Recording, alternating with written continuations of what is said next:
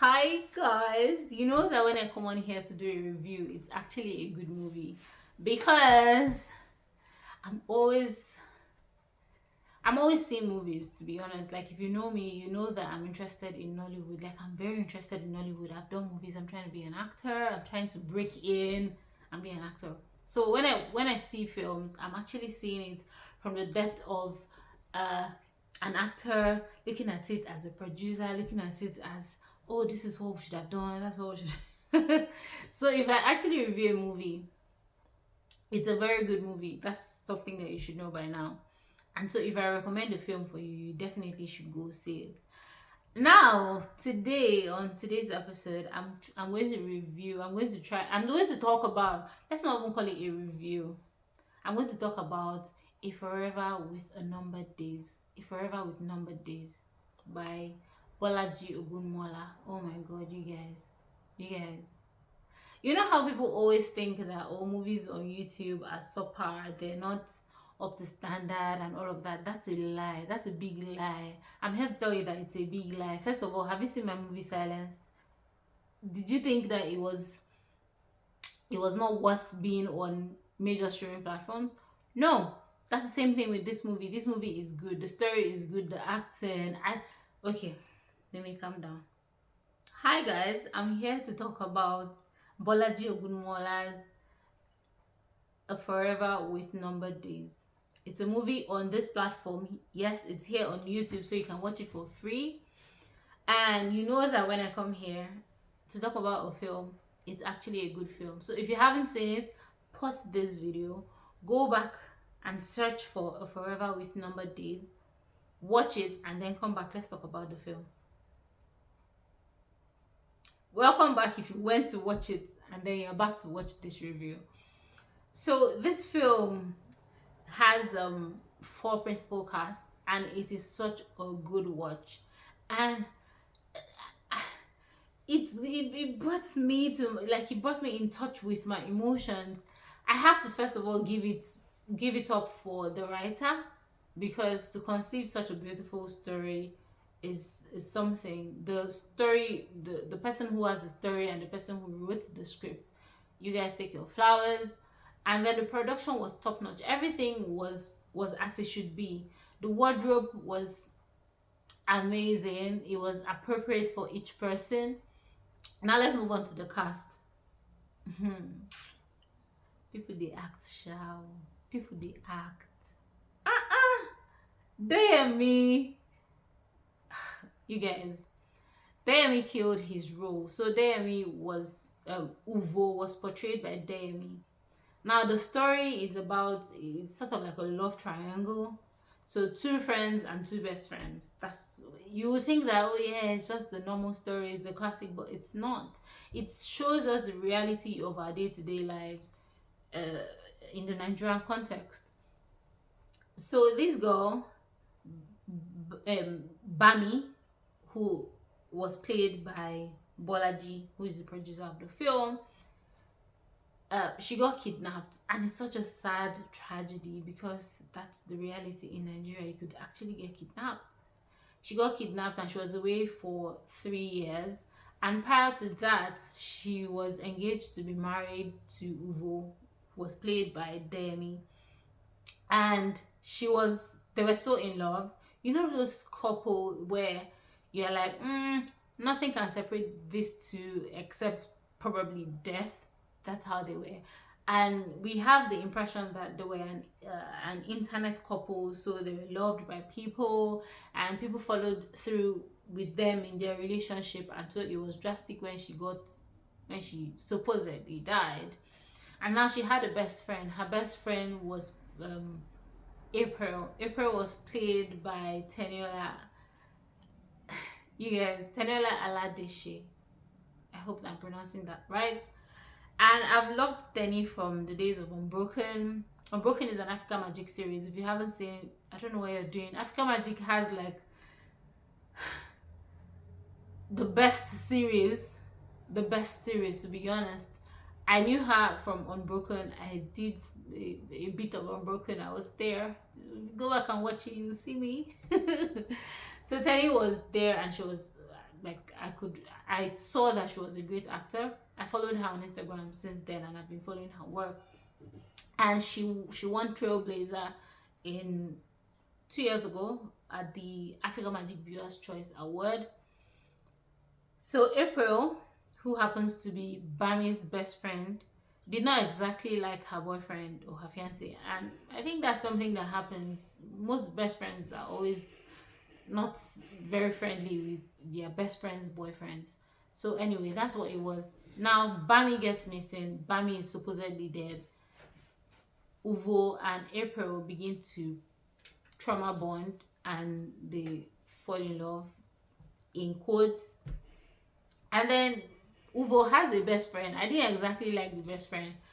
I don't know. He was very annoying. He's one of those guys that would just talk loosely, and in their mind they're like, oh yeah, I'm just the honest one, I just like to say my mind, if you don't like it, you move. He was that kind of person. So he didn't have emotional intelligence. He did not have he didn't know when to speak and when not to speak, or the things to say and not to say. So I didn't exactly like him.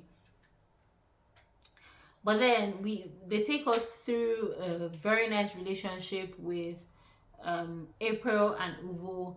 April was actually very, she felt guilty at every point. She was concerned about going out in public. She was concerned about a lavish wedding. She toned everything down because she was scared that she was going to get judged. Remember that I said that Uvo and Bami were in a very public relationship, so obviously internet cousins and internet in-laws would have come for April if she did anything loud. Now you guys, tell me why Bami resurfaces on the day that they're supposed to get married, on the day that Uvo and April are supposed to get married. Now this changes the trajectory of everything.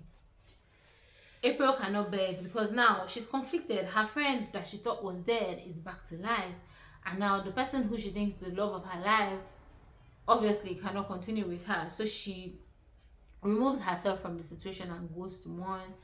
And Bami could not understand why her best friend hasn't come to see her since she has been found. So she shows up at her house. She tries to talk to her. That one tries to play it cool and all of that. Anyway, where Kasala boss, where Sansan entered Gary, according to India, where Sansan entered Gary was when 4 of them sat and they were having sort of like a reunion dinner, whatever Bami decided to call that, and the truth came out. Now everybody knows what has happened. Breeze don't blow, foul in ash don't open. Tell me why this babe forgives her fiance. She forgives Uvo for the same crime that Uvo committed with her best friend. She forgave him, but she couldn't bear to see her friend's face. Why do we do that? Why do girls do that thing where your boyfriend will do something with your friend? You will easily forgive the boy, but you will not forgive the girl. Why? It's unfair because Helen, come and check that this thing is still recording. No, I've checked this. It's unfair because like it's the same level of betrayal. And in this case, nobody actually betrayed anybody. If you want to look at it critically, the only thing that I think was wrong is that they didn't sit her down, and I get why they will not do that. They didn't sit her down to tell her that, oh look, this is how things are. Does she not have family? How is it that she came back from the dead and she's going to meet man? She doesn't have parents. Doesn't she have siblings? Like, that's the part I don't understand. You guys don't have family members out there, because why would you come back from the dead and you're not looking for your family? You're going to look for man, and you cannot even. And I think that Bami was selfish. She only thought about herself. And this is something, I mean, she went through a traumatic experience, granted. But then things have happened. Imagine that you are dead, or you're presumed to be dead, and then you come back from life. Are you not bothered? Are you not worried that how did you cope? How did you manage?